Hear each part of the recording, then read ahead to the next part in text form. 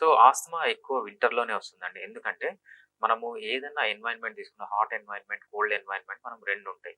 So, ఈ hot environment కంటే cold ఎన్వైర్న్‌మెంట్‌లో ఏమవుతుందంటే, మనకు ఈ అలర్జెన్స్ అనేవి ఎక్కువ ప్రొడ్యూస్ అయితాయన్నమాట. సో, ఏవైతే ఆ ఇన్‌ఫ్లమేటరీ మీడియేటర్స్ ఉన్నాయో, బ్రాంకోస్పాజమ్ అంటాము. అంటే బ్రాంకై మూసుకొని పోవడము, అదేవిధంగా లోపల సెక్రీషన్స్ రావడము.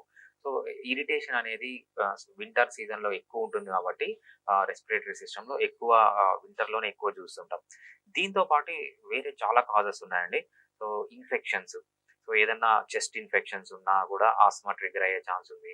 కొన్ని డ్రగ్స్, కొన్ని మెడిసిన్స్ వాడుతూ ఉంటారు. ఎస్పెషల్లీ వాళ్ళు బీపీకి గాని, లేకపోతే ఆహ్, డయాబెటిక్స్ గాని వాడే ఏ మెడిసిన్ ద్వారానా ఒక్కొక్క మనిషికి ఒక్కొక్క మెడిసిన్ అనేది అలర్జీ ఉండొచ్చు. సో, దానివల్ల గూడా వస్తుంది. కొంతమందికి ఫుడ్ తినడం వల్ల గూడా వస్తుంది. ఫుడ్ అలర్జీస్ ఉంటే గూడా వస్తుందనమాట. అంతే గాకుండా హౌస్ డస్ట్ ఇంట్లో ఉన్న డస్ట్ వల్ల లేకపోతే మైట్స్ అంటారనమాట. మనము పిడుదు